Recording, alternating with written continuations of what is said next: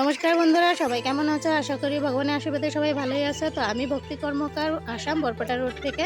তো আজকে আমি আবার নতুন একটা ভিডিও নিয়ে আসলাম। অনেক দিন থেকে আমি ভিডিও পোস্ট করি না, কারণ শরীরটা ভালো ছিল না। তো বন্ধুরা, আমার তো প্রথম দিন থেকে আমি হাঁসের ভিডিওই পোস্ট করে যাইতেছি। তো আমি যেদিন প্রথম 50টা হাঁস কিনলাম, নতুন এই ছোট ছোট হাঁসগুলো কিনে আনছিলাম, সেদিন থেকেই আমি ভিডিও পোস্ট করি।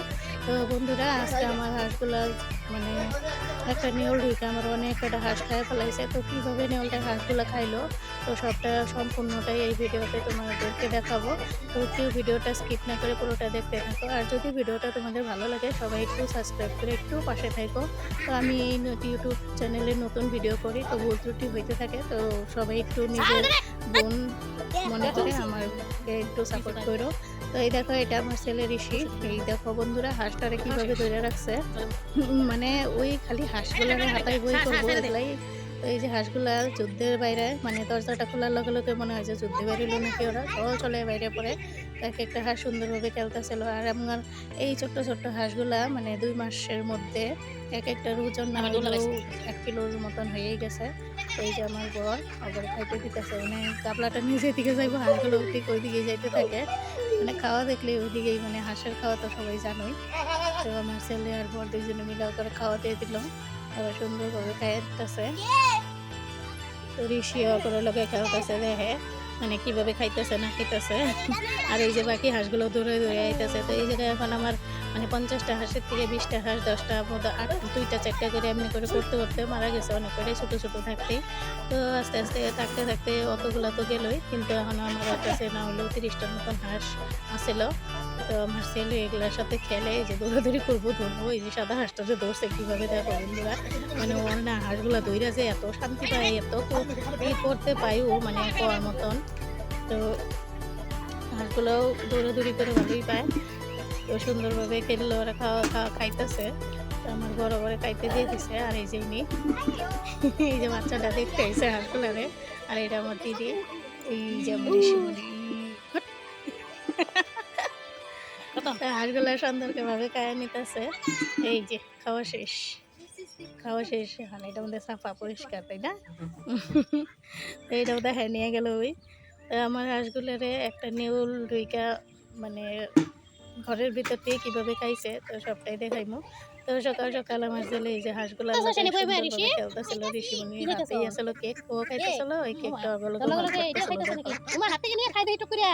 ওই যে ওই যে ওই যে দেখ সব নিয়েছি। খাবো খাবো খাবো খাবো। কি রাত? কামড় দিছে। আরেকবার দিছে রে। কেমনি করে খাই দেই? বাবা জাম্পিং করে হাত দিয়ে নিয়ে খাও। ভালোই তো দেখি। ইরে ইরে ইরে টুক করে হাত দিয়ে নিয়ে গেল। তো দেখছো বন্ধুরা, ঋষি রাতে কেমনি করে টুক করে খাইতেছে রে। বুড়িয়া সব পিয়ে হের তো ঘুরে ঋষিমণি হাঁসগুলা লই খাইলে খুবই ভালো পায়। তো আমি গেছিলাম আমার বাসুরের বাড়ি একটু ঘুরতে। তো আইসা দেখি, দেখো বন্ধুরা, আমার হাঁসগুলারে কীভাবে খায় খেয়ে গেছে। তো একটু সময়ের জন্য দুপুরবেলার দিকেই গেছি, বিকালবেলার দিকে আইসি। আইসা নিয়ে দেখি আমার হাঁসগুলারে একটা নেউল ভিতরে ঢুকে কীভাবে খায় খেয়ে গেছে। কামড়ে কামড়ে আমার এইখানে একেবারে মানে চোখের জল থামতেছিল না। তো আমি চিৎকার করে কান্দে দিয়েছি। তো দেখো বন্ধুরা, হাঁসগুলারে কীভাবে খাইছে। এই যে দেখো, এক একটা হাঁসের গলা পড়ে রয়েছে। তো ওপরে এগুলারে আমি সবগুলারে মানে কাটা করে দিয়ে দিচ্ছি। তো হাঁসগুলা কীভাবে খাইছে দেখাইতেছি তুমগুলোকে। তো আমি তো ভালোভাবেই খাই গেছিলাম, কিন্তু তাও যে একটা নেউল এরকম মানে ভাবে ঢুকছিল, ঢুকেছে এরকমভাবে খাইছে যে মানে কিছু বলার নাই।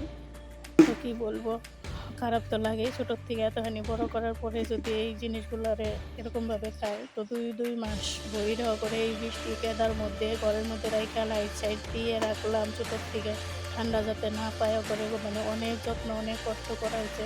আর বেশিরভাগ কষ্টটা আমার বরই করছে, করার পরেও মানে এরকমভাবে যে দুইটা খাইছে। তো দেখো বন্ধুরা, এটা আমার হাঁসের ঘর। মানে এই যে ঝাপটা, এই ঝাপটা দিয়ে আমি এই জায়গাটাও আটকায় রাখি। আর এই যে এটা বারান্দার উপর দিয়ে যাতে কোনো কুকুর টুকুর না আসতে পারে, তার জন্য আমি এই চৌকিটা দিয়ে রাখি, যাতে চৌকির মানে চারপাশ দিয়ে আটকানি ওদিকে, যাতে এই দিয়ে কুকুর টুকুর দুইটা হাঁসের ঘরটা না ভাঙতে পায়। আর এই যে আমার হাঁসের ঘরটা তো তোমরা তো দেখছিলেই, আমি আগের ভিডিওতে সবটা দেখাইছিলামই। তো এই ঘরটার ভিতরেই হাঁসগুলারে রাখা হয়। আর আমার 5টা বড় বড় যে হাঁস আছে, এগুলারে আমি বাথরুমের মধ্যে রাখি। তো আমি বাথরুমে স্নানও করি না, তাও করে রাখি বাথরুমে, কারণ যাতেও করে সাপ পোকা টোকায় না খায়। তো 5টা হাঁসের কিছু হয় নাই।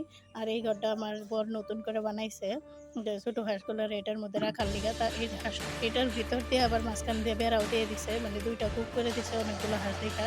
তো এই যে কূপের ভিতরে এইখানে রাইখা গেছিলাম 10-12টার মতন হাঁস, আর ওই কূপের মধ্যে আছিল 10-12টার মতন হাঁস। তো এই কূপের এই যে চিপে দিয়ে একটু একটু ফাঁকা মতো হইতেছে, তো ওই ফাঁকাটা দিয়েই নেউলটা ঢুকছিল। ঢোকার পরে এইখানে আসলো 10-12টা হাঁস। তো সব কটারই ঘাড় মোট খাইয়া রক্ত চুষে খাইয়া গেছে। তো আমি তো বাড়িতে আসছিলাম না, দেখতে পাইনি এই জিনিসটা। তো আমার বর সম্পূর্ণটা দেখছে। দেখা তারপরে এই যে হাঁসগুলারে মানে অনেক চেষ্টা করেও বাঁচাবার পারে নাই। তারপরে এই যে উঠায় রাখছিল সবগুলারে। তো বর তো অনেক চেষ্টা করছে কিন্তু পারে নাই। তো আমি বাড়িতে এসে দেখি এই অবস্থা, দেখা নিয়ে তো আমার সত্যি বুকটা ফেটে গেছে। মানে মুখে বলার ভাষা নাই যে এত কষ্ট করে পালার পরেও এরকম। তো আর বাকি হাঁসগুলো যে কয়টা বাইসা আছে এটার মধ্যে রেখা দিছি। তো দেখো এটার মধ্যে ওরা রয়েছে।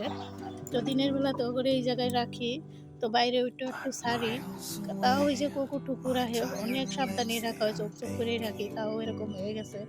তো বৃষ্টি কেদা দিন সব কিছু একটা পার করে ওপরে যত্নে যত্নে চোখে চোখে রাখার পরে যদি এরকম হয় তো কার না খারাপ লাগবো বন্ধুরা, তোমরাই কও। তো এরকম করে আমার হাসপাতালে খাইতে গেছে এই একটা নেউল দুইটা। তো খুবই একটা দুঃখজনক, মানে খুবই খারাপ লাগছে আর কি। তো এরকম তো হয়েই থাকে বুঝি।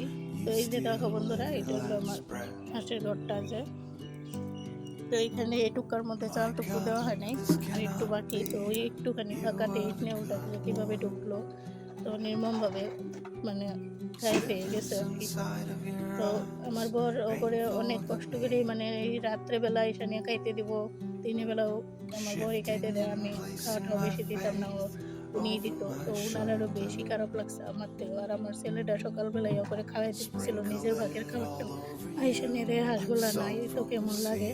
তো এই দেখো বন্ধুরা বাইরের দিকটা, তো এদিকে জঙ্গলে মানে কি আমার বাড়িটা চারপাশ দিয়ে জঙ্গলই বেশি। তো জঙ্গল বেড়ার কিনার দিয়ে জঙ্গলগুলো কাইটে কুটিয়ে দিচ্ছে, দেওয়ার পরেও বৃষ্টির দিন তো জঙ্গল হয়েই থাকে। তো এই দিক দিয়ে এই চিপি দিয়ে ঢুকছিল নেউলটা, তো চারপাশ দিয়ে তো জঙ্গল থাকেই। তো জঙ্গল টঙ্গল দিয়ে হাঁসগুলা খেলে, তো ভিতরে রেখে গেছিলাম যাতে ও ঘরে মানে সেফ থাকে এর জন্য। তো সেফ থাকার ভয়ে করে আটকে রেখে গেছি। তো এদিকে আটকে রাখা তো খাইতে গেছে। তো